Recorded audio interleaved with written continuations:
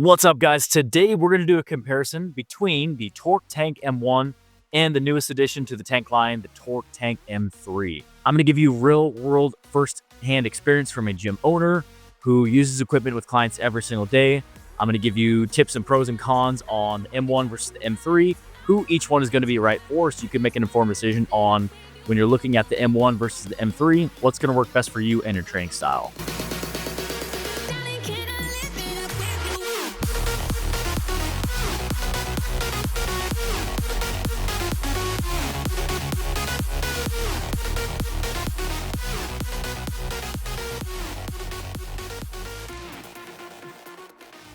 What's up, guys? Welcome back to the channel. Like I said, today we're going through the comparison between the M1 and the M3. I have a full review on my YouTube channel where I did a full review of the Torque Tank M1 a couple weeks ago, maybe about a month ago. We've had extensive use here at the gym. Our clients use it every single week. I don't currently own the M3. I do have future plans of buying the M3, adding that, and doing a full review. So if you are interested in seeing a review of the M3 and a full breakdown, comment below and we can set that up to where we can get that rolling and get a full review for you guys. But today I want to give the comparison. Like I said, I have lots of experience with the M1. I've done a lot of research on the M3 looking at it because it is something that we do want to add to the gym here. And I want to go through the breakdown of each of these because we ran into the same issue. We wanted sleds to be able to add that to our training here at the gym. We wanted to be able to add that to our group classes and our training sessions and our own personal workouts, but we didn't want to add turf. And that's really what Torque does really well with their tank sleds, is it's an all-surface sled. And I know from the M1, it really is truly an all-surface sled. It works great. We love it. We use it every single day. And I want to break down the comparison of the M3 and just kind of talk about some of the features that they've added, some things that I'm excited for as a gym owner and as a coach, some things that you can implement into your training. And just kind of break down in my opinion, is it worth upgrading to the M3 or is it still worth sticking with the M1? And before we hop into the review, guys, today, my name is Jordan. I'm a gym owner, a personal trainer, and an online fitness coach. And I post weekly reviews here on YouTube, on my YouTube channel, on gym equipment, as well as on my website, fitgrindreviews.com. So if you're looking for more gym equipment reviews, subscribe to the channel, go check out my website. And if you guys do decide that you do want to buy a tank, either the M1 or the M3 after the review today, I have an affiliate link. You can use the code FITGRIND and you can get $40 off your M1 and you can get $90 off of your M3. I'll leave the link to that down in the comment section below. Like I said, you can use that code FITGRIND, save yourself some money. I do want to be upfront that that is an affiliate code that I do get a small commission from, but that doesn't affect this review any way. Every review that I post here on YouTube and on my website is full, in-depth, honest reviews from a gym owner, giving you real-world, first-hand experience on what equipment is worth spending your hard-earned money on. So, like I said, if you guys do want to save some money, use code FITGRIND. Link is down in the comment section below. Let's hop into the M3 first. I did a full review on the M1, so if you've watched that, you might know my opinions on that. I'll share some more opinions later on the M1, and then I'll break down the comparison and give you the opinion on whether I think the M3 is worth upgrading to. Should you stick with the M1? Who is each going to be best for? So with the M3, the newest addition to the Torque Tank line. Overall, what they did with this is they added some additions. They made it all black, which I really like. A lot of the equipment that we have here at the gym, aesthetically, it looks freaking sick. So I love the all black design. Most of our equipment here at the gym, either it's from Rogue or Arsenal or Concept 2, is all black. And I really like that look. I think the aesthetic is really awesome. Some of the biggest things that I think they've added that I think are really awesome, number one is the swivel design and the wheels. I think this is genius. I think this is something that really separates the tank from a lot of other competitors on the market, because having the ability to swivel just like a zero-turn motor, turn around and go back the same way, and push from the high handles is such a huge benefit. I personally really like the high handles on the M1, and then when I flip around and I go to the low handles, it's not that it's bad, I just prefer the high handles. So you have the ability to stay on those high handles. You basically got zero turn, you can flip around and continue, and it's just one seamless motion, even if you're going down and back. I think that's a huge benefit for anyone that is in small spaces or you do like those high handles. Say that you only have like 20 feet and you can only push it for 20 feet and then you have to turn around, go to the other side like you do on the M1. This, you can just swivel around and you can continuously be pushing, whether it's an interval or a certain distance that you're trying to hit. I think that's a really cool addition that they added that is a huge upgrade from the M1. The other thing that they've added is airless tires, which is really cool.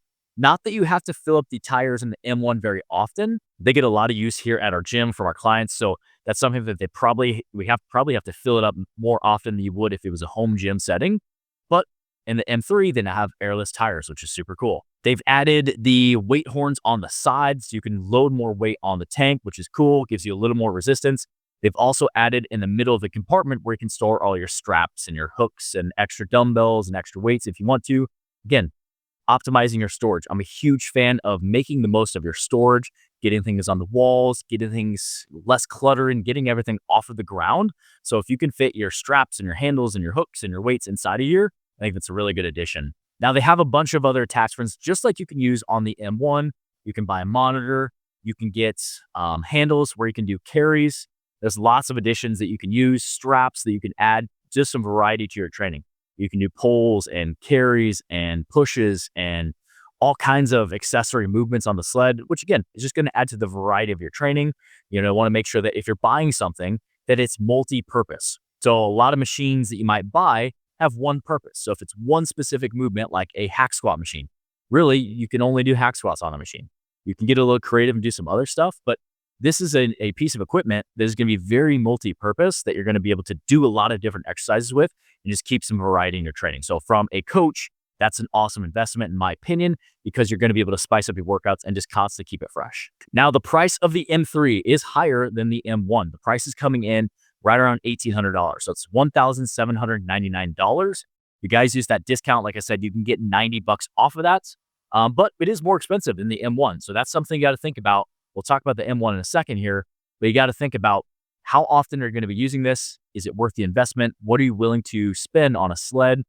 Is it something that you want to buy once and you kind of bite the bullet and you spend a little more money and you're okay with that? This is a great option. But if you want to not spend that much money on a sled, or you want to invest your money on other things, maybe you don't have dumbbells or a rack, that's where we might want to look at the M1. So let's talk about that next. Like I said, I've already done a full review on the M1. Overall, my opinion on the M1, I'm not going to hold it back. I love the M1. Like I've had two of them here at the gym, 2-3 years. We use them every single day with our clients, and we use them in our personal training sessions and our group training sessions with the youth athletes that we train. We love the ability to add sleds to our program. I think it's such a versatile piece of equipment. It's fun. You can get people running down and back, doing competitions with each other, get groups of teams pushing down and back, and just make it really fun. To where a lot of other conditioning machines, you're very stationary. This is something that you can move with.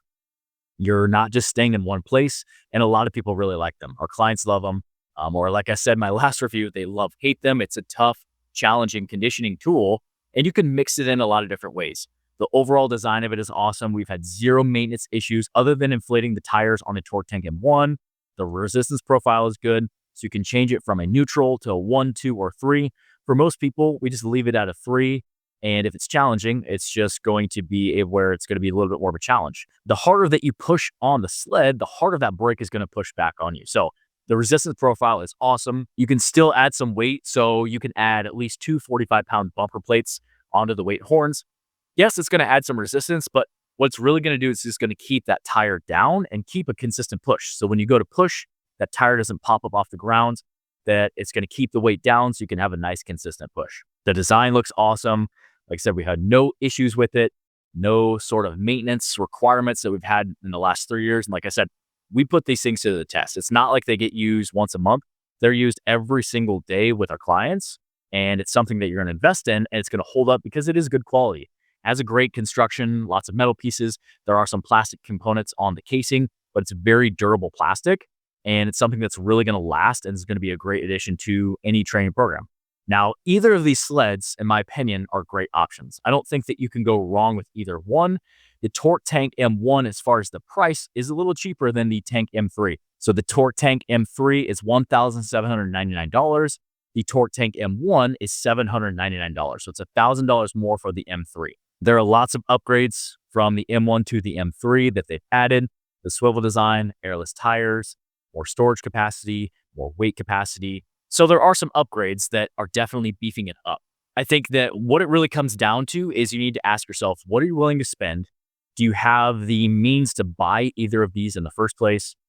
Is that $1,799 for the M3? Is that a tough bullet to bite to where you don't necessarily need all the new additions? You're just looking for a sled to do sled work? Then the M1 is going to be an awesome addition to your program.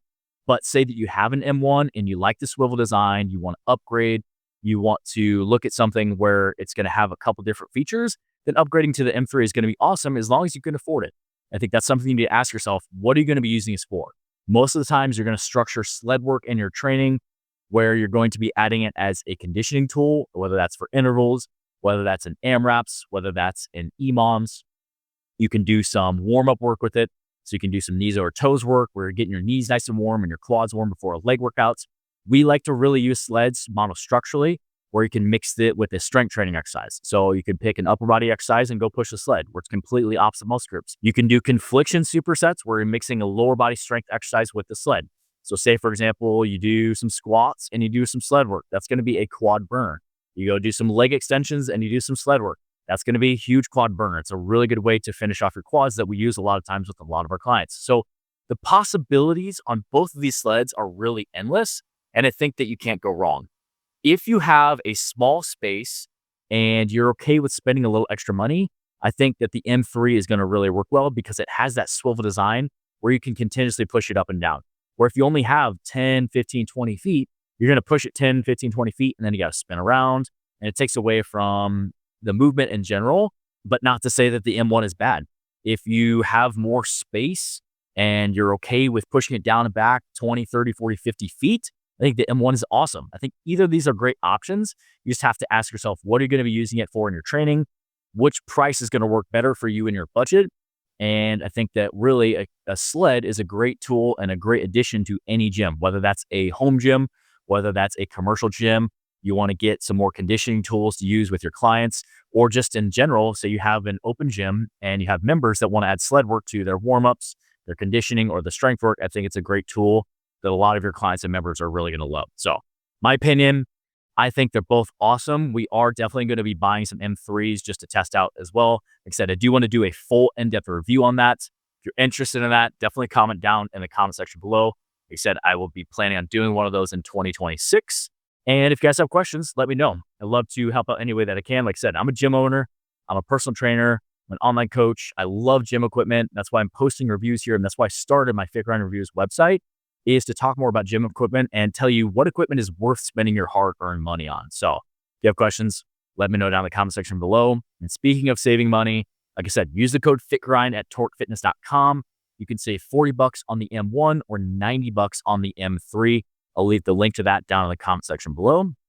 And I'll leave a couple of videos on the top of the screen to check out next. Thanks for watching, guys, and I'll see you guys in the next one. Rogue makes some of the best barbells in the world, but not every Rogue barbell is right for every lifter and their training style. So today I'm going to compare 8 different Rogue barbells. I'm going to give you firsthand real-world experience from a gym owner and a coach, give you my perspective on knurling, the coding, the performance of each barbell, so you can pick out which barbell is going to be best for your fit and your training style. So guys, this is you, and this is the guy she told you not to worry about.